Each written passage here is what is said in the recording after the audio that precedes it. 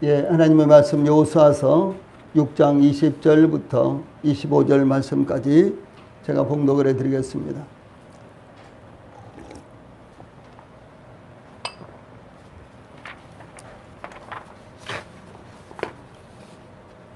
예, 하나님의 말씀 여호수아서 6장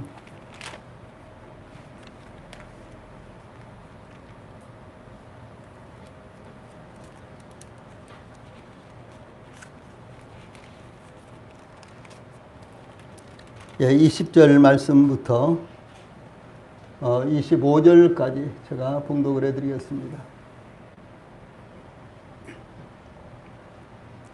하나님의 말씀 여호수아서 6장 20절부터 25절 말씀까지 지금 봉독하겠습니다. 이에 백성은 외치고 제사장들은 나팔을 불매 백성이 나팔 소리를 들을 때에 크게 소리질러 외치니 성벽이 무너져 내린지라. 백성이 각기 앞으로 나아가 그 성에 들어가서 그 성을 점령하고 그 성 안에 있는 모든 것을 온전히 바치되 남녀노소와 소와 양과 나귀를 칼날로 멸하니라.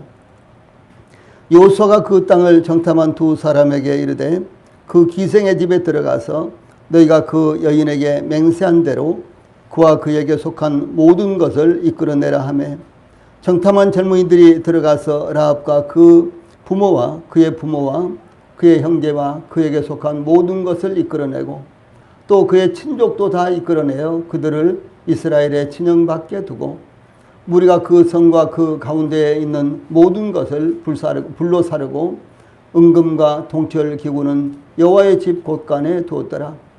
여호수아가 기생 라합과 그의 아버지의 가족과 그에게 속한 모든 것을 살렸으므로 그가 오늘까지 이스라엘 중에 거하였으니 이는 여호수아가 여리고를 정탐하려고 보낸 사자들을 숨겼음이었더라. 아멘. 25절 말씀까지 봉독을 해드렸습니다. 예, 오늘은 여호수아서 6장 20절로 25절 말씀, 여호수아서 6장 20절로 25절 말씀을 통해서 완전한 멸망과 안전한 구원, 완전한 멸망과 안전한 구원, 이런 주제의 말씀을 전해드리겠습니다. 이 세상에 믿지 않는 사람들과 믿는 사람들이 똑같이 살고 있습니다. 그리고 이렇게 세상을 살 때는 겉으로 보기에는 크게 달라 보이는 것이 별로 없습니다. 예, 그러나 결과적으로 믿지 않는 사람들은 완전한 멸망을 당할 것이며 그리고 믿는 그리스도인들, 구원받은 그리스도인들은 안전한 구원을 받을 것이다 라는 이와 같은 부분을 비유적으로 우리 성도들이 이 본문 말씀을 통해서 보시면서 교훈을 받으시기 바랍니다. 예, 가나안 땅에 들어가서 예, 첫 번째 전투가 이제 완료되었습니다. 끝났습니다. 여리고성을 함락하고자 하나님께서 지시한 작전대로 여호수아와 이스라엘 백성들은 작전을 전개를 했습니다.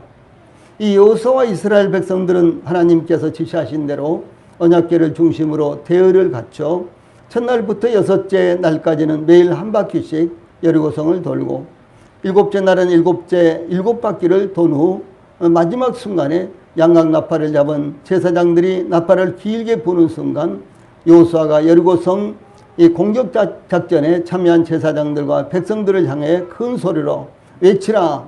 여호와께서 너희에게 이 성을 주셨느니라.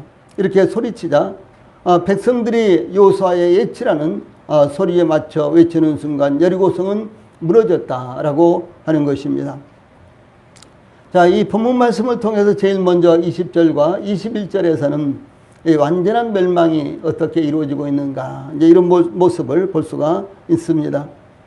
이 여리고성이 무너지는 상황을 이에 백성은 외치고 제사장들은 나팔을 불매 이 백성이 나팔 소리를 들을 때에 크게 소리질러 외치니 성벽이 무너져 내리니라. 이렇게 증가하고 있습니다. 아주 극적인 순간이었으며 극적인 상황이 전개되었습니다. 아무도 예상치 못한 일이었습니다.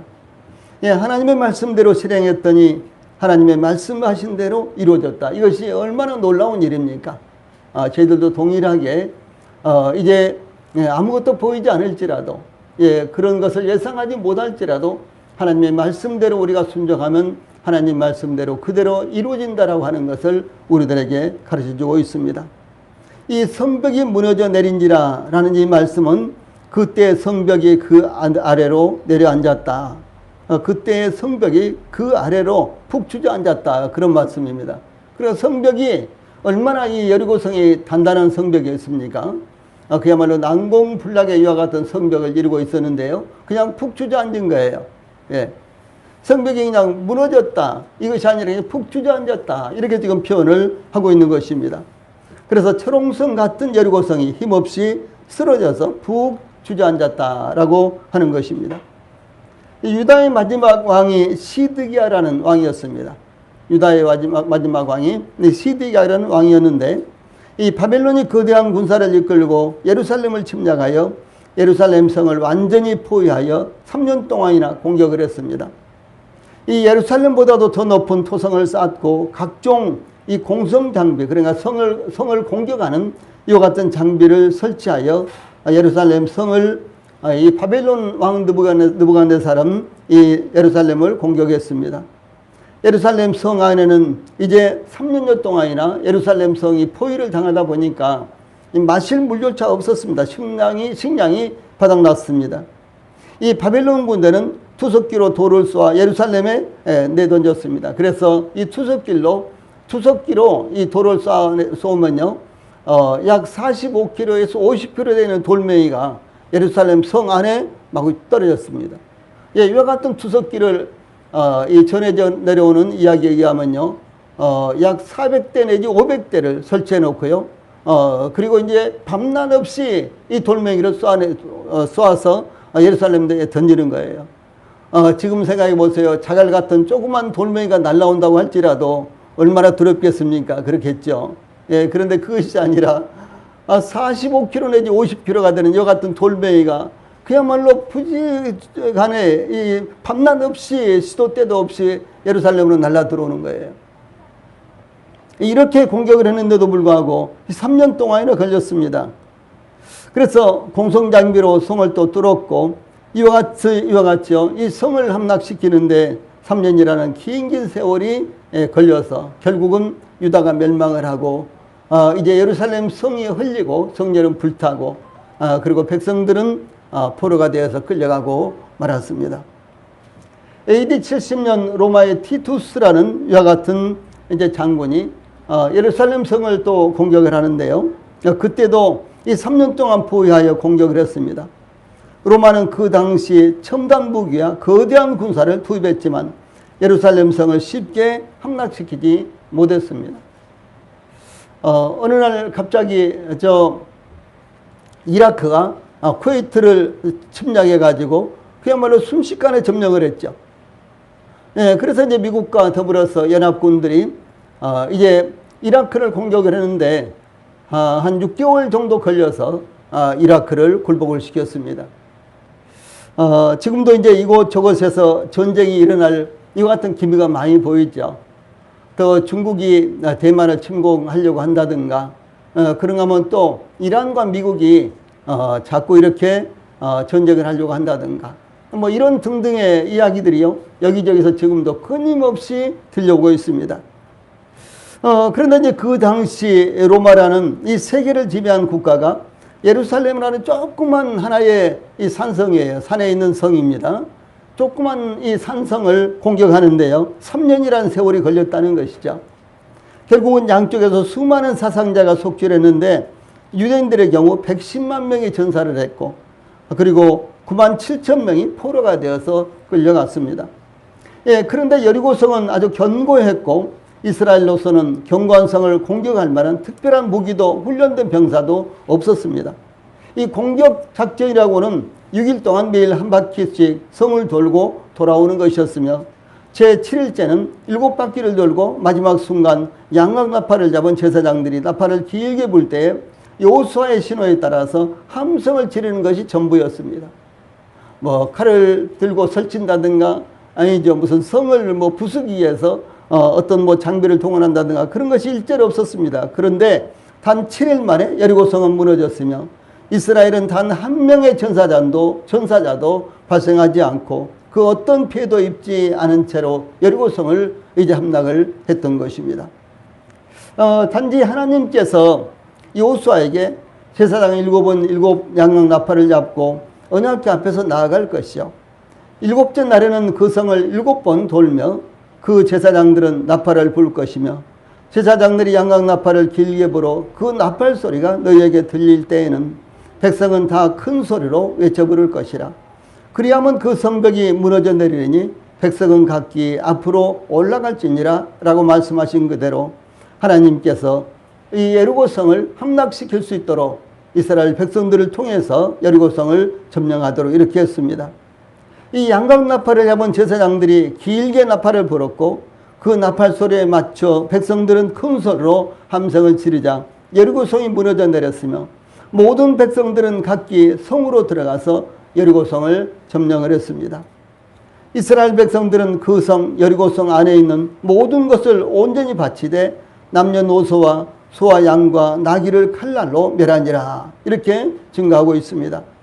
여리고성을 점령하고 그 성 안에 있는 모든 것을 하나님께 온전히 바쳤다. 그래서 지난주에 하나님께 바쳤다라는 의미가 무엇인지를 두 가지를 통해서 두 가지 측면에서 말씀을 드렸죠. 즉 남녀노소와 소와 양과 나귀를 칼날로 멸하였고요. 모든 생명 있는 것을 다 죽임으로 하나님께 첫 열매를 바치듯이 여리고성을 온전히 하나님께 바쳤다라고 하는 사실입니다. 자, 두 번째로는 22절로 24절 말씀에서는 안전한 구원이 나타나고 있습니다.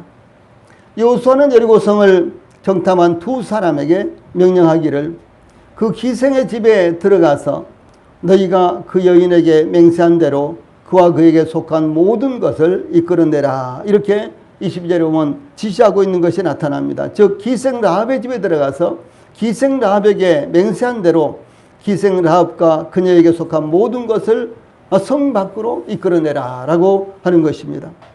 여기 이끌어내라 라는 말씀은요 어떤 특정한 장소나 현재 있는 곳으로부터 나가라는 의미입니다. 이 멸망의 성에서 탈출하는 것처럼 이제 멸망을 피해 여리고성으로부터 이끌어내라 라고 하는 이와 같은 뜻입니다.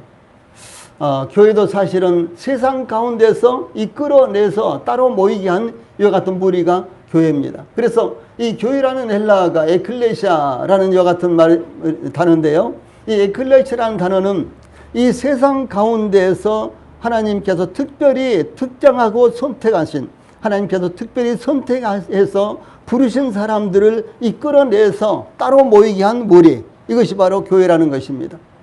교회는 이와 같은 예배당이라든가 거대한 예배당 성당 예배당 교회 이런 것이 아니고 교회는요 하나님의 백성들로 구성되어 있는데 하나님의 백성들이 세상 가운데서 이제 살고 있을 때 하나님께서 그들로 하여금 복음을 듣게 하시고 그들의 마음을 열어서 복음을 깨닫게 하시고 믿게 하시고 그래서 이제 그들을 하나님께서 불러내어서 따로 모이게 한 무리 이것이 바로 교회인 것입니다.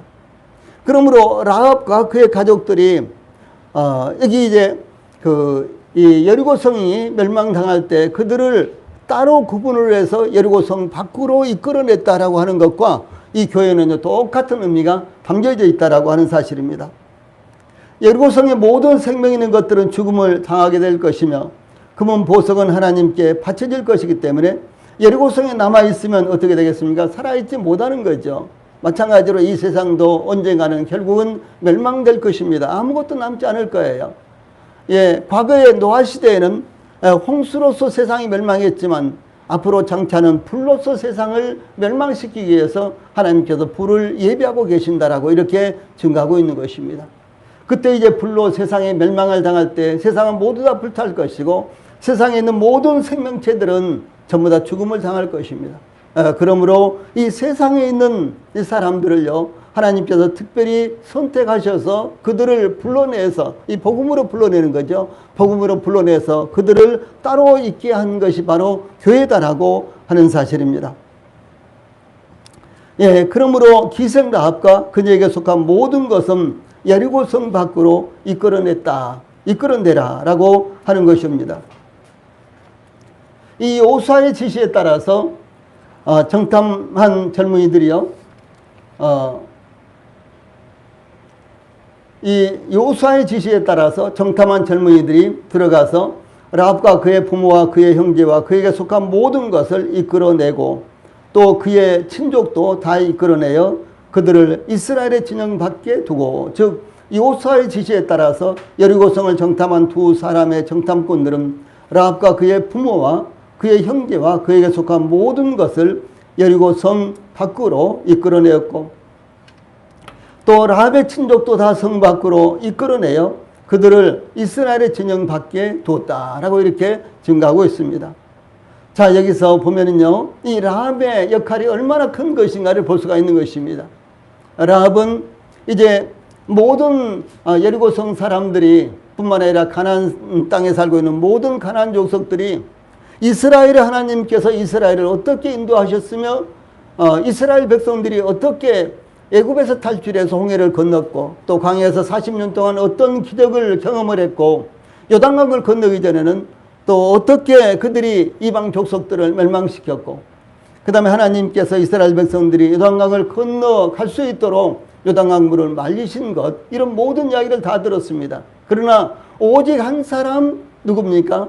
기생 라합만이 이 사실을 듣고요, 이 사실을 듣고 이스라엘의 하나님 여호와는 하늘에서도 아래로는 땅에서도 오직 유일하신 참 하나님이시다, 그러면서 이스라엘 하나님을 자기 하나님으로 삼았다는 것이죠. 그 결과 이제 라합 자신만 구원받을 뿐만 아니라 그의 부모들과 그의 형제들과 그의 일가 친척이 다 구원을 받는 이와 같은 놀라운 역사를 이뤄냈다는 사실을 여기서 볼 수가 있는 것입니다.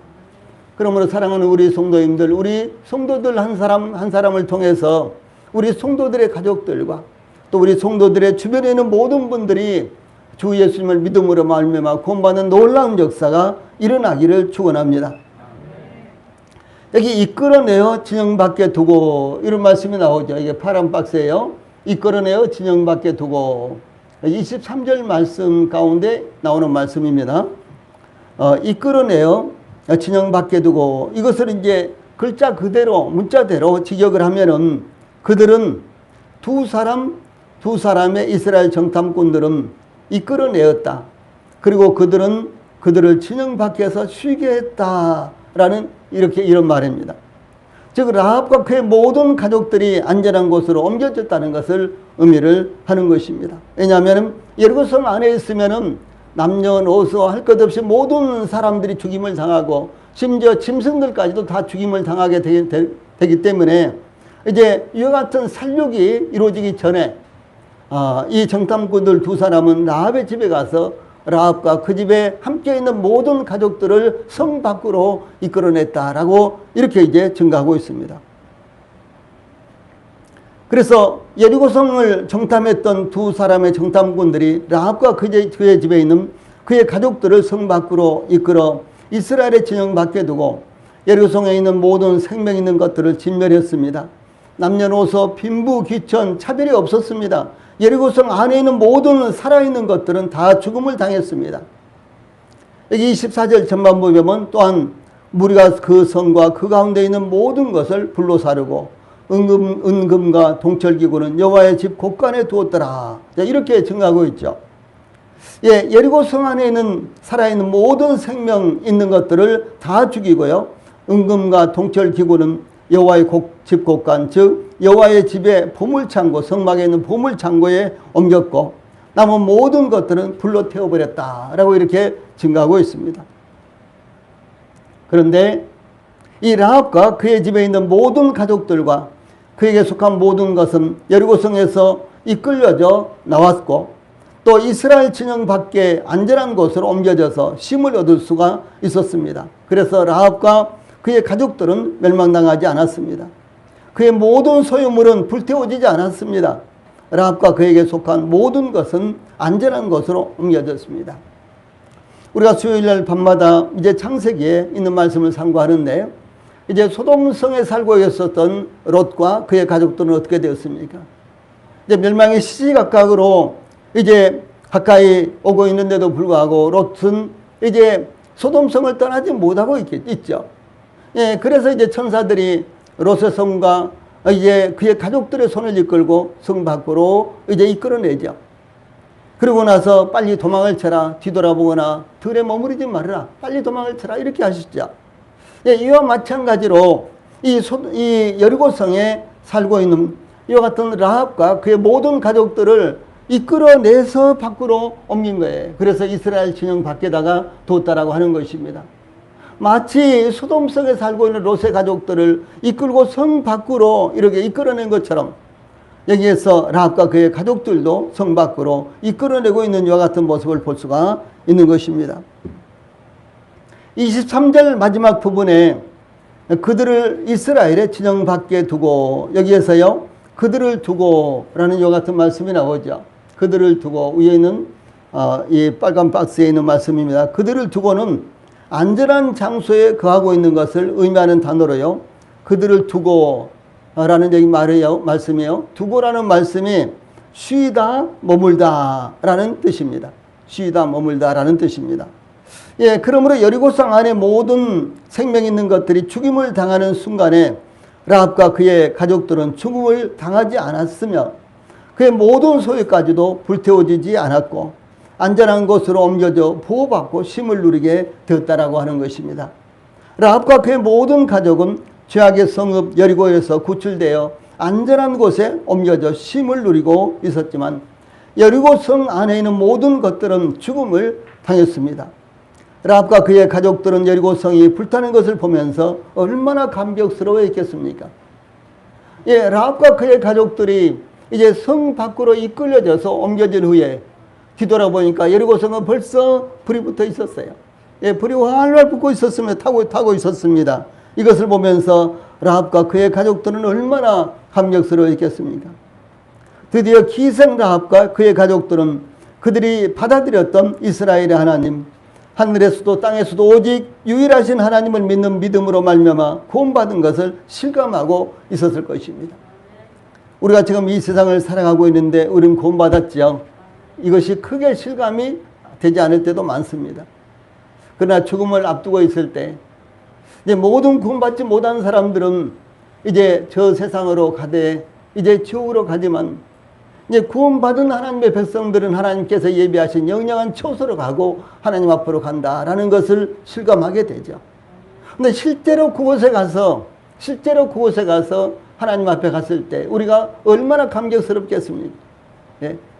우리가 세상을 살면서 믿지 않은 사람들과 이렇게 비교해 봤을 때 아무것도 다른 것이 없어 보이는데, 그래서 우리 마음에 가진 이 작은 믿음, 이것이 저들로 하여금 영원한 생명을 얻게 했고 하나님 앞으로 인도했다는 이 같은 역사적인 사실을 우리가 실감할 때 얼마나 감격하겠습니까? 참으로 우리는 하나님 앞에 엎드려서 감사하며 찬송하지 아니할 수가 없는 것 같은 때가 틀림없이 우리 모든 성도들에게 이룰 것입니다. 라합과 그녀에게 속한 모든 가족들을 여리고성 밖으로 이끌어내어 이스라엘 진영 밖에 두었다라고 23절에 이렇게 되어 있죠. 라합과 그의 가족들을 여리고성 밖으로 이끌어내었는데 이스라엘의 진영 안에 둔 것이 아니라 진영 밖에 두었다라고 하는 거예요. 예.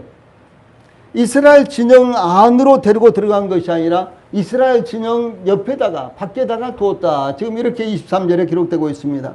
무슨 말씀인 거는요, 라합과 그녀의 가족들은 이방인이었기 때문에 곧바로 이스라엘 진영 안으로 들어갈 수가 없었습니다. 예, 이스라엘의 진영은 하나님께서 거하시는 거룩한 곳이었습니다. 그러므로 이방인들은 정결 예식을 통해서 정결케 된 후에 그것이 일주일간의 기간이 필요한 거예요. 율법대로요, 일주일간의 기간이 필요했습니다. 그래서 정결케 된 후에 이스라엘 진영 안으로 들어가면은 정식으로 이스라엘 백성과 똑같은 위치가 되는 것입니다. 그들의 신분도 이스라엘 백성이 되고 그들의 삶도 이스라엘 백성들과 함께 어울려서 교제하고 함께 절기를 지키며 함께 하나님을 섬길 수 있는 이와 같은 자격이 주어진다라고 하는 사실입니다. 여기 22절로 23절에 이끌어내다라는 단어가요, 무려 3번이나 사용되고 있습니다. 22절로 23절에요, 이끌어내다라는 단어가 3번이나 반복해서 나오고 있습니다. 이 단어는 이스라엘이 애굽에서 강제노동에 시달려 고통받고 있을 때 하나님께서 이스라엘을 이끌어내어 구원하신 것과 똑같은 이와 같은 의미의 단어입니다. 그때도 이 단어가 사용됐고 여기서도 동일하게 이 단어가 사용되고 있는 것을 볼 수가 있습니다. 하나님께서 이스라엘 향해서 출애굽기 20장 2절에 나는 너를 애굽 땅 종 되었던 집에서 인도하여 낸 내 하나님 여호와니라 이렇게 말씀하셨어요. 자, 아래에 있는 파란 박스에 있는 말씀 같이 읽어봅시다. 시작. 나는 너를 애굽 땅 종 되었던 집에서 인도하여 낸 내 하나님 여호와니라. 이 출애굽기 20장 2절 말씀이죠. 나는 누굽니까? 여호와 하나님이세요. 예, 여호와 하나님께서 이스라엘 백성들을 애굽에서 이끌어냈습니다. 애굽에서 해방시켰어요. 애굽에서 구원하셨습니다. 이와 동일하게 마찬가지로 이 장망성인 이 세상에서 저희들을 구원하신 분은 여호와 하나님이십니다. 예, 이 장망성에서 저희들을 이끌어내리신 분이 바로 여호와 하나님이세요. 예, 그 하나님께서 말씀하시기를 나는 너희를 이 장망성에서 이끌어내어 구원한 바로 하나님이다. 너희의 하나님이다. 라고 이렇게 말씀하신 것입니다.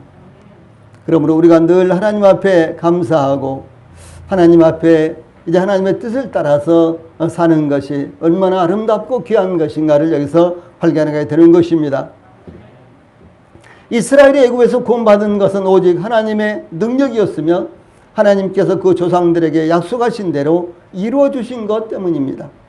이와 같이 기생 라합이 그 스스로의 능력과 지혜로 여리고성에서 탈출했다거나 멸망을 피할 수 있었던 것이 아니라 여리고성을 정탐한 두 사람의 정탐꾼들과의 약속에 의해서 여리고성에서 구출되었다라고 하는 것을 여기서 나타내고 있는 것입니다.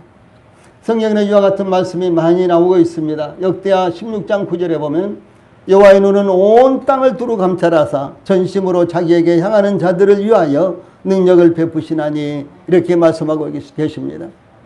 예, 우리 성도들이 아무도 있지 않은 골방에서 혼자 하나님 앞에 기도하고 혼자 하나님을 묵상하면서 하나님의 말씀으로 말미암아 또 찬양과 기도로 말미암아 막 가슴이 뛰고 하나님 앞에 감사하고 그럴 때요. 아무도 보지 못하지만은 하나님은 그것을 정확하게 보고 계시고 하나님께서 그 곁에 계신다라고 하는 사실입니다.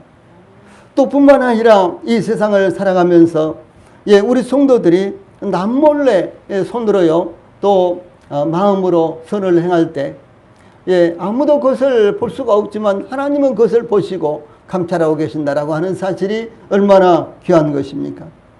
그래서 시편 34편 15절에서도 여호와의 눈은 의인을 향하시고 그 귀는 저희 부르짖음에 기울이시는도다 이렇게 말씀하셨습니다. 그래서 항상 하나님께서요, 예, 구원받은 성도들로 이루어진 하나님의 교회 또 구원받은 성도들을 마치 눈동자처럼 지켜보시고 계시고요.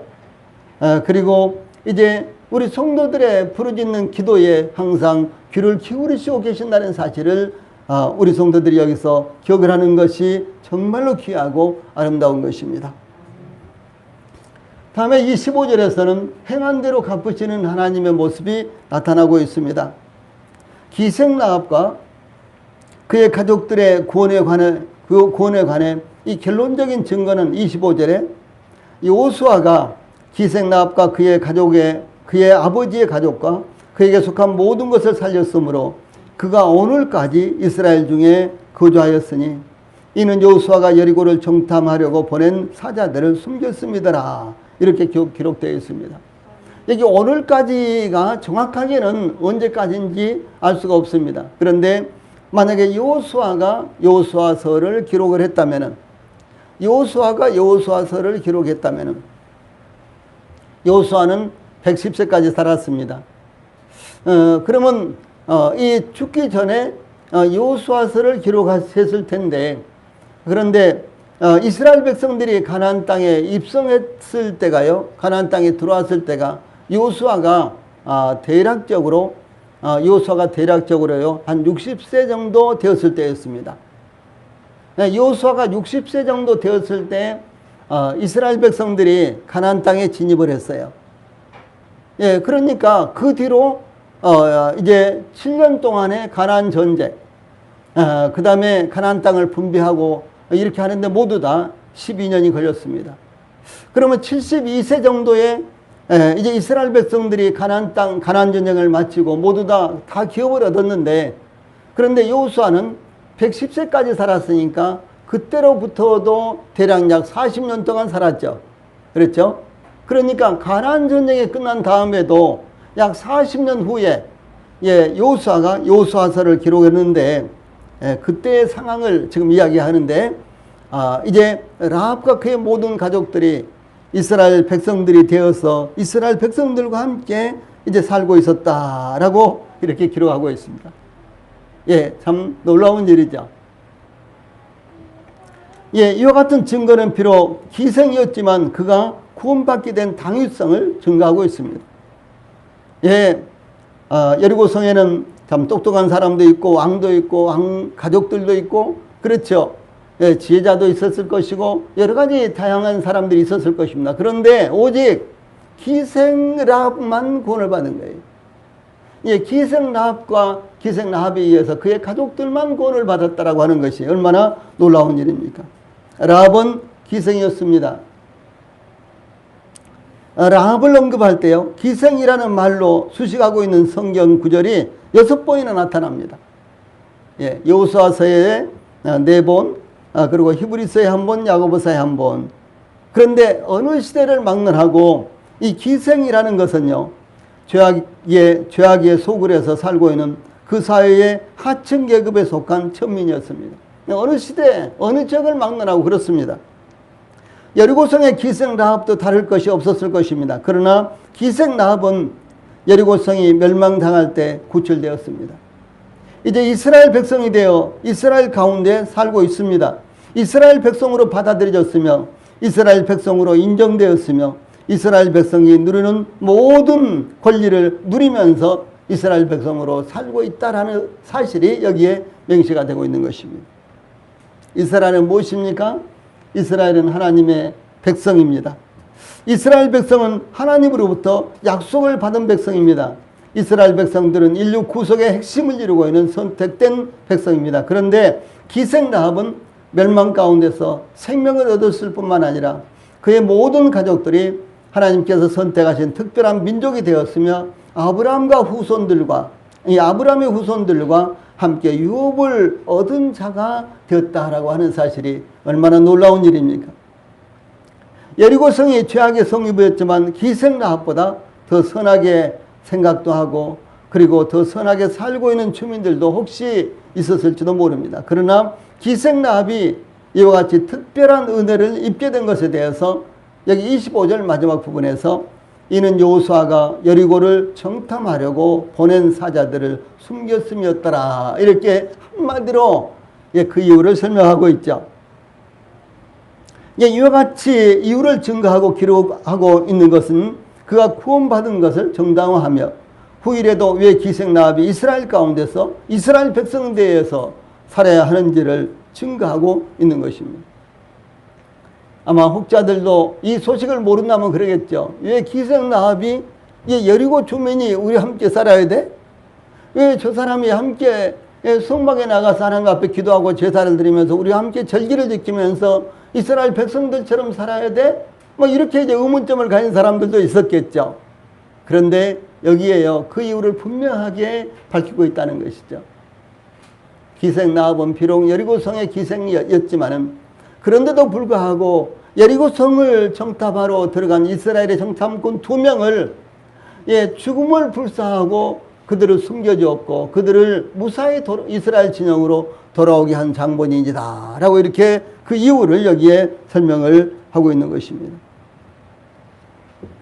그러므로 히브리서 기자는 설명하기를요, 믿음으로 기생 라합은 정탐꾼을 평안히 영접하였으므로 순종치 아니한 자와 함께 멸망치 아니하였도다.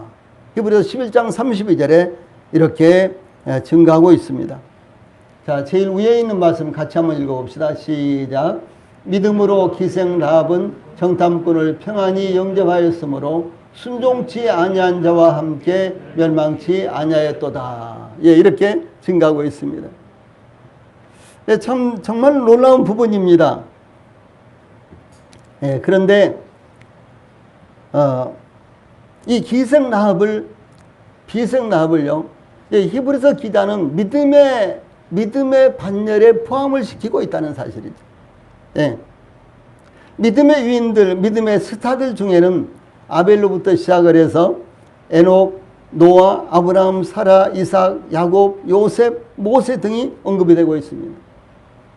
여러분들이 히브리서 11장을 보시면서요, 히브리서를 읽으실 때 특별히 11장에서 유심히 살펴보십시오. 왜 이 사람들의 이름이 여기에 있는가? 그것을 유심히 살펴보십시오. 그런데 이와 같이요, 이 라합을 포함해서요, 믿음의 위인들, 믿음의 스타들, 예, 지금 저 동경에서 올림픽이 진행되고 있죠. 우리나라에도 금메달 몇 개 못 땄지만은 그 중에서 삼관왕을, 예, 금메달 혼자서 3개를 딴 스타가 탄생을 했죠. 예. 그리고 비록 금메달도 동메달도 못 땄지만은 수영의 스타도 탄생을 했고 그렇잖아요. 예. 이런 등등의 이제 스타들이 탄생을 합니다. 예. 그런데 예, 우리는 믿음의 스타가 누구냐? 이게 참 중요하잖아요. 우리 교회 믿음의 스타는 과연 누구인가? 우리 성도들 가운데, 우리 성도들 많지 않지만 그러나 우리 성도들 가운데 과연 믿음의 스타는 누구냐? 이것이 얼마나 중요한 것입니다. 예. 믿음의 스타가 누구냐? 예, 우리 전도사들이 될 수도 있고 우리 권사님이나 집사들도 믿음의 스타가 될 수 있습니다. 과연 믿음의 스타는 누구인가? 이것이 얼마나 중요한 것입니까? 그런데 이 성경에요, 믿음의 스타를 기록하면서 히브리서 11장에서요, 에녹, 노아, 아브라함, 사라, 이삭, 야곱, 요셉, 모세 등을 언급하고 있는데, 그런데 여기 유심히 보면요, 그런데도 불구하고 여호수아의 얼마나 놀라운 사람입니까? 이 사람요, 모세의 시종으로서 이스라엘 백성들을 이끌고 가나안 전쟁에서 승리를 한 사람이잖아요. 네, 얼마나 대단한 사람입니까? 그런데도 불구하고 이 여호수아의 이름이 구체적으로, 예, 믿음의 스타들 가운데 구체적으로 나타나지 않아요. 예. 그런데 기생 라합은 나타나는 거예요. 예. 여호수아의 이름도 나타나지 않는데 기생 라합은요 나타난다고 하는 사실입니다. 참으로 정말로 놀라운 일입니다. 또 뿐만 아니라 다윗과 솔로몬과 엘리야와 엘리사, 이사야, 예레미야 얼마나, 예, 성경에서 믿음의 사람들로서 놀라운 사람들입니까? 그런데 이들의 이름이 나타나지 않습니다. 그런데 이스라엘이 반드시 진멸시켜야 하는 가나안 사람 중에 한 사람인 이방 여인인 기생 라합이 여기에 기록이 되어 있는 거예요. 기생 라합이 믿음의 스타로 여기에 기록이 되어 있다고 하는 사실입니다. 또한 예수님의 족보에는 마태복음 1장에 예수님의 족보가 나오죠. 이 예수님의 족보에는, 예, 5명의 여인의 이름이 나타나는데 다말, 라합, 룻, 우리아의 아내 마리아가 언급되고 있습니다. 여기에는 사라도 리브가도 이름이 올라 있잖아요. 예.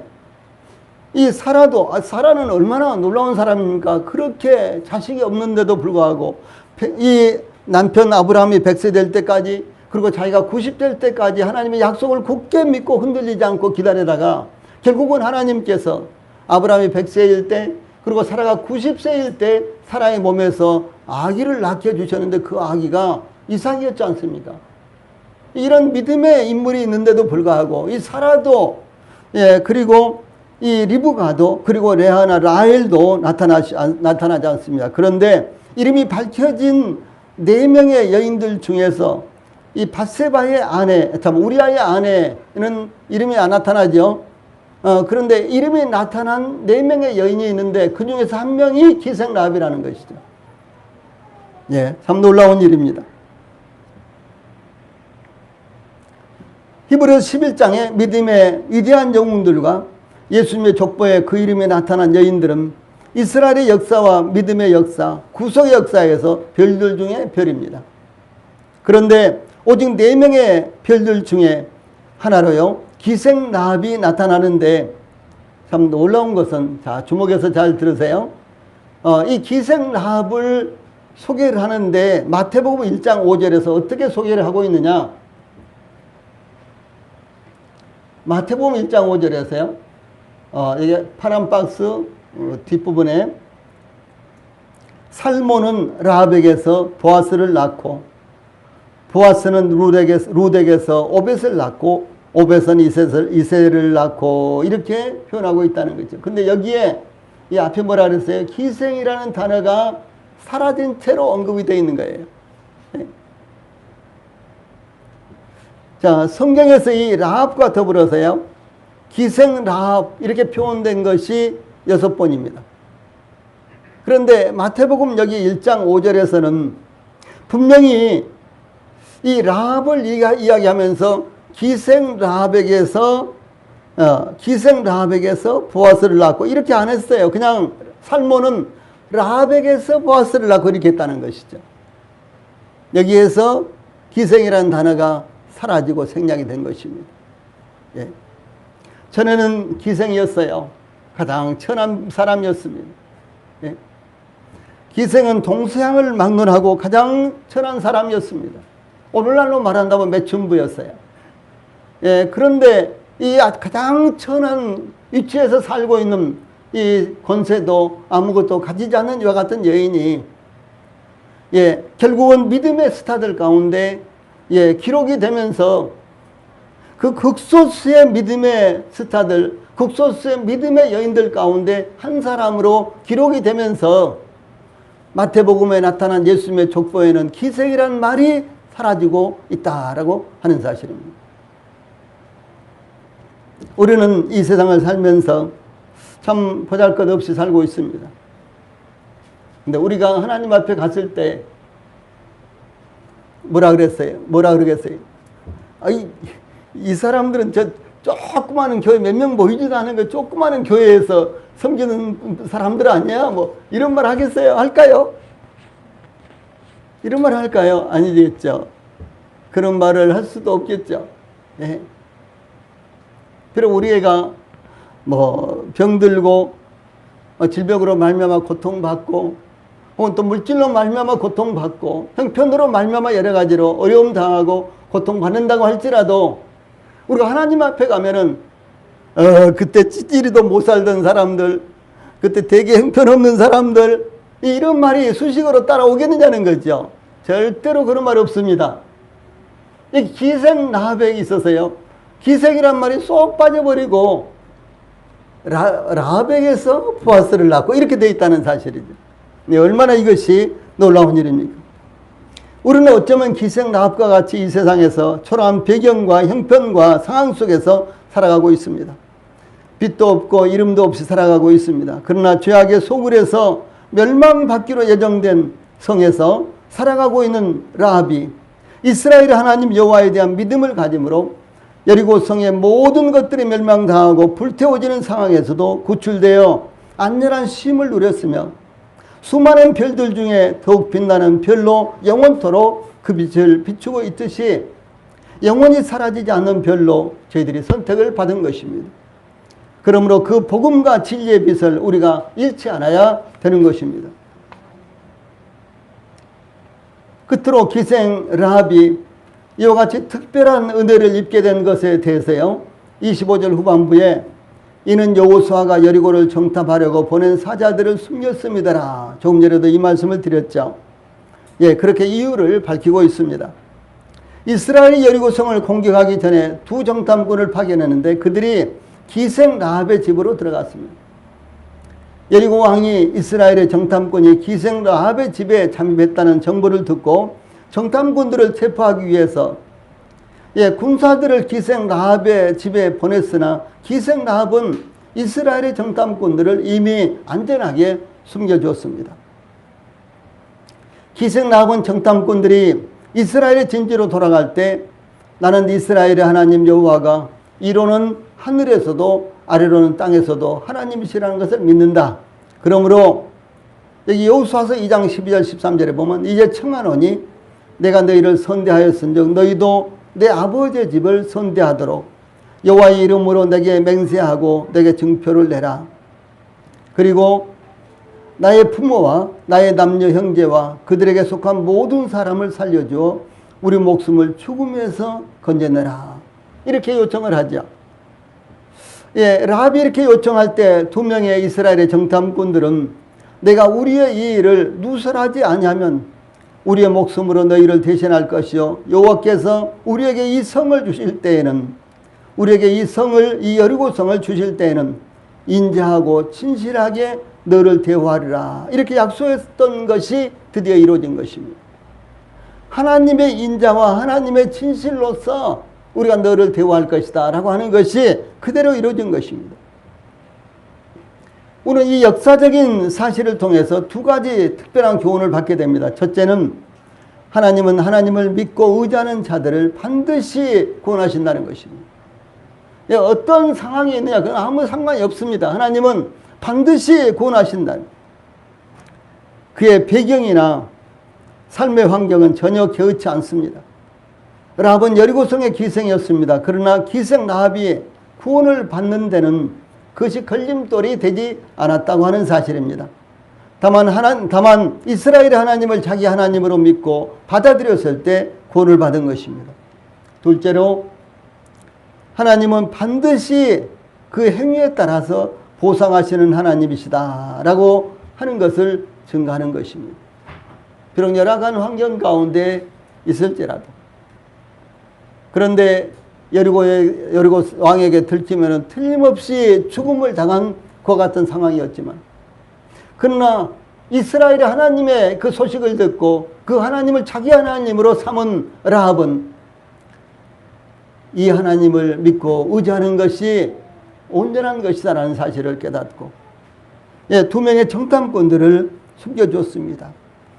그때 하나님은 이 라합의 이와 같은 행위에 대해서요 라합의 행위에 대해서 반드시 보상하셨다라고 하는 사실을 여기서 말씀하고 있는 것입니다. 그래서 우리 성도들이 하나님을 어떻게 섬기느냐 하나님의 은혜로 우리는 구원을 받았습니다. 그런데 하나님의 은혜로 구원을 받은 우리가 이제 하나님께서 주신 환경 가운데서 우리가 하나님을 섬겨야 되는 것이죠. 그런데 우리가 어떻게 하나님을 섬기냐에 따라서 하나님은 반드시 보응을 하십니다. 하나님은 반드시 보상을 하시고 하나님은 반드시 상급을 허락해 주시는 것입니다. 이 욥기에 나오는 이제 31장부터 욥기에 보면요. 이제 엘리후라는 한 젊은 이 학자가 한 지혜자가 이제 욥에게 말을 하는 내용이 나타나고 있죠. 이 욥기에 나오는 엘리후는 하나님에 대해서 이렇게 말합니다. 사람의 일을 따라 보응하사 각각 그 행위대로 얻게 하시나니 이렇게 증가하고 있습니다. 하나님은 이런 분이세요. 이 솔로몬은 잠언 24장 12절에서 내가 말하기를 나는 그것을 알지 못하였노라 할지라도 마음을 저울질 하시는 이가 어찌 통찰하지 못하시겠으며 내 영혼을 지키시는 이가 어찌 알지 못하시겠느냐 그가 각 사람의 행위대로 보응하시리라 이렇게 증거했습니다. 이런 말씀은 전도서 12장 3절을 비롯해서 구약성경 신약성경에서 반복해서 수없이 많이 나타나고 있습니다. 그러므로 사랑하는 우리 성도님들 우리가 선을 행하되 낙심하지 말 것은 우리가 믿음으로 살되 낙심하지 말 것은 하나님께서 그것을 기억하시며 또한 하나님께서 때가 되면 반드시 갚으실 것이기 때문입니다. 마지막으로 두 가지 말씀 보시고 마치겠습니다. 첫째는 주여 인자함도 주께 속하여 싸우니 주께서 각 사람이 행한 대로 갚으심이니이다. 시편 62편 12절에 이렇게 말씀하셨고 또 주 예수님께서는 마태복음 6장 4절에서 내 구제함이 은밀하게 하라 은밀한 중에 보시는 너의 아버지가 갚으시리라 이렇게 약속을 하셨습니다. 자, 위의 말씀 먼저 같이 읽어봅시다. 시작. 주여 인자함도 주께 속하여 싸우니 주께서 각 사람이 행한 대로 갚으심이니이다. 이제 두 번째 파란 박스에 있는 말씀 시작. 내 구제함이 은밀하게 하라 은밀한 중에 보시는 너의 아버지가 갚으시리라. 아멘. 네, 찬송 부르시겠습니다.